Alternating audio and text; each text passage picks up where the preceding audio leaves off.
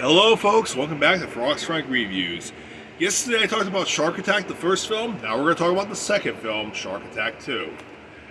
The movie takes place at least a year later, but this time around, it still takes place in South Africa. While the first film takes place in northern South Africa, the second one takes place in Cape Town.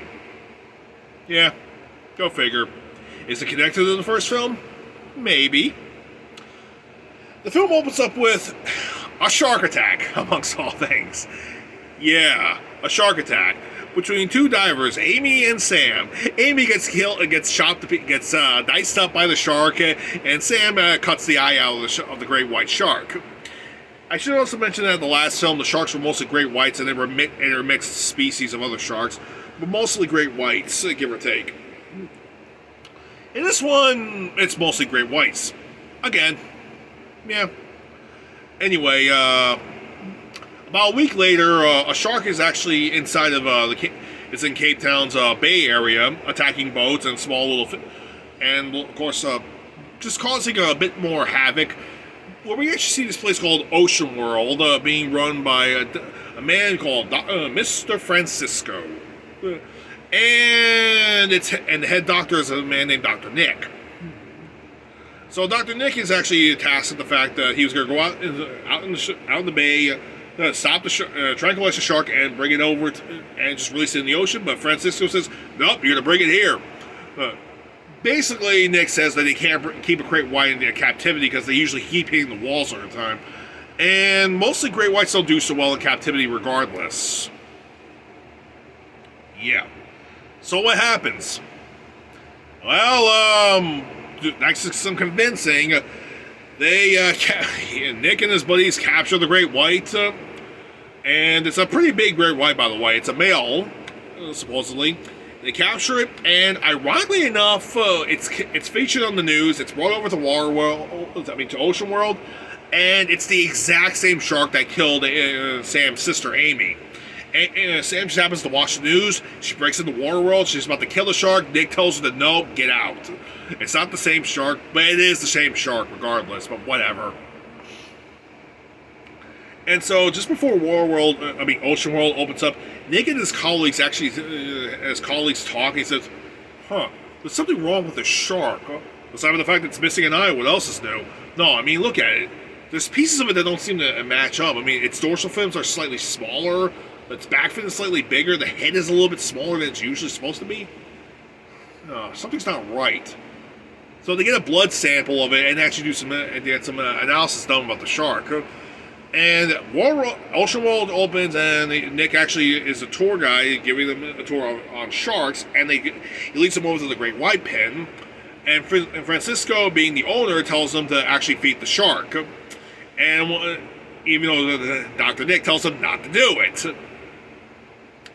Yeah, this is probably what happened. And guess what happens? Well, they feed the shark. The rope gets why they actually have it attached to rope, I have no fucking clue. This is beyond stupid. The shark eats it, and it tangles the rope up, and somebody actually on the surface gets tangled up in the rope, gets tossed into the water, and gets eaten alive by the shark on live TV. And the shark probably escapes while Nick actually tags it. And everything's put the blame on Dr. Nick. Where Francisco should probably be the one being tossed in jail for this.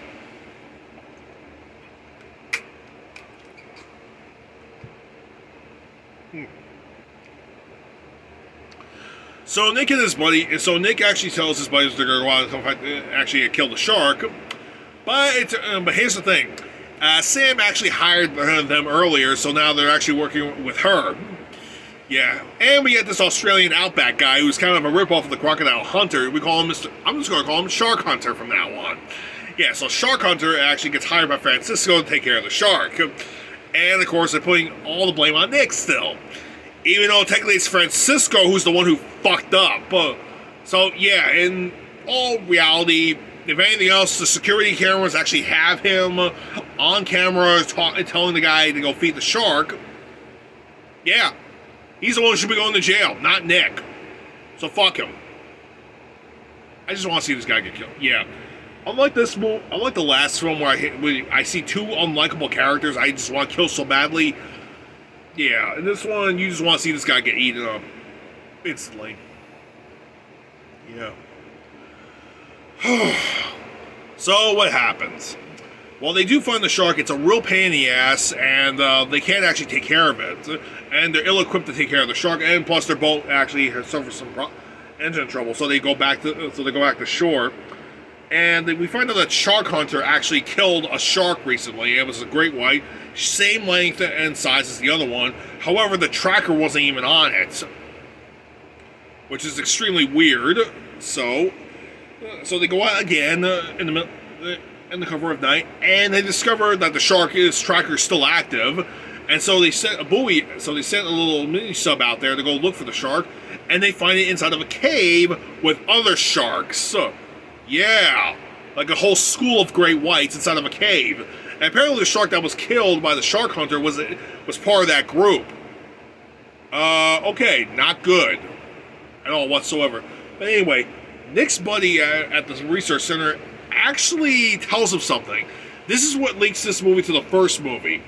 So it turns out that the sharks, he makes a reference to what Dr. Mills did in the first movie. And we discovered something about these sharks. The whole incident happened a year ago. Alright, the first movie was released in 1999. This one was released in the year 2000. Alright, so both these movies are a year apart, and the storylines both take place a year apart too. Here's what we discovered. The sharks, the great whites that Mills actually experimented on, the growth hormones made them crazy, but it also got some of them pregnant. The female sharks got pregnant. So these things are actually the offspring. And they're just a year old. That might explain why they look kind of weird.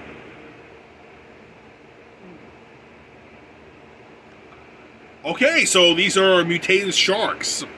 They're genetically mutated sharks, so these are the offsprings, and they're hyper-aggressive. Yeah. Not good. So they show the video evidence to to the mayor of Cape Town. Francisco says that he's full of shit. Francisco says he's full of shit. He tells them to give everything to the Shark Hunter. The mayor says give everything to the Shark Hunter. So the Shark Hunter is doing all this he's filming everything, and yeah, even Shark Hunter's not prepared for this. So his colleagues get killed out of retaliation for what happened to the other shark earlier. So these sharks are not only aggressive, they're also intelligent. Yeah. Didn't expect that one, now did they? Christ. So, there's a party going on in the beach area, too. And, of course, they have shark safety nets up. The sharks went right through them, and they start attacking people. So we get tons of shark attacks here and there. A lot of people get injured, a lot of people get maimed, and several people get killed. And who's put the blame on? Well, they wanted to get the blame on the Shark Hunter, but no, he was ill-equipped for it.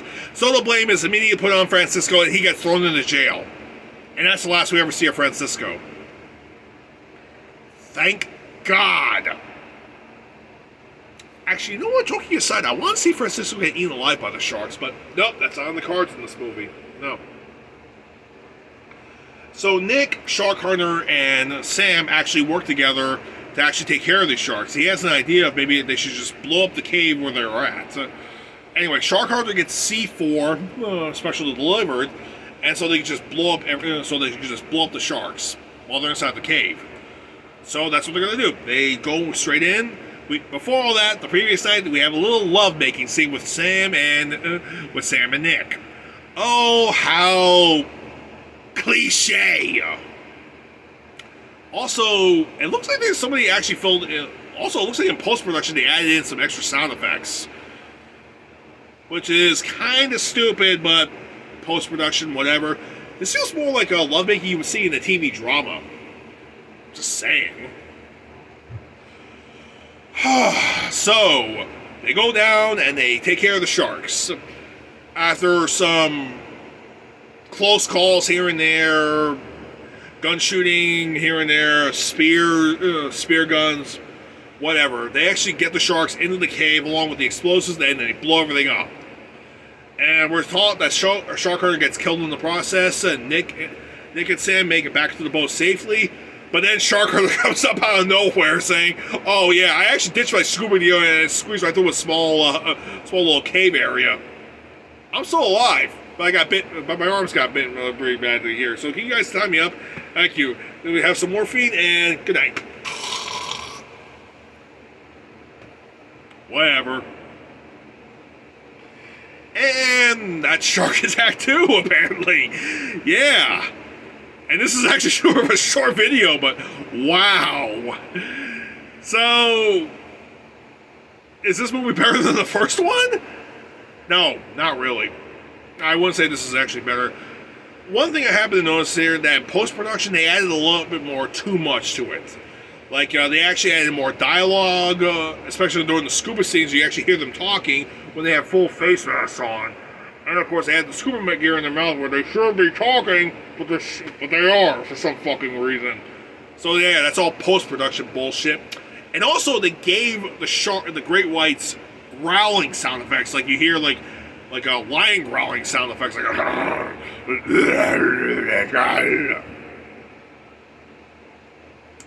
I'm pretty sure great whites don't do that, but okay, whatever. Sure. Make them more monsters.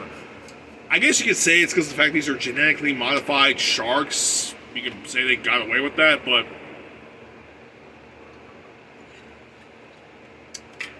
yeah, I don't think so. This is just stupid. So, I'll give the first movie this much. The first movie was actually a real film. This one seems more like a TV drama, just disguised as a shark attack film. Plus, I didn't actually recommend the first movie yet, so I do highly recommend the first movie as a film to watch, because it's actually not that bad. This one, 50-50, give or take, but just not really good that well. Well, this review's done. Now I'm going to talk about the third film, which also was the first film to show a monster shark of mega proportions. Tune in next time and we'll talk about Shark Attack 3 Megalodon.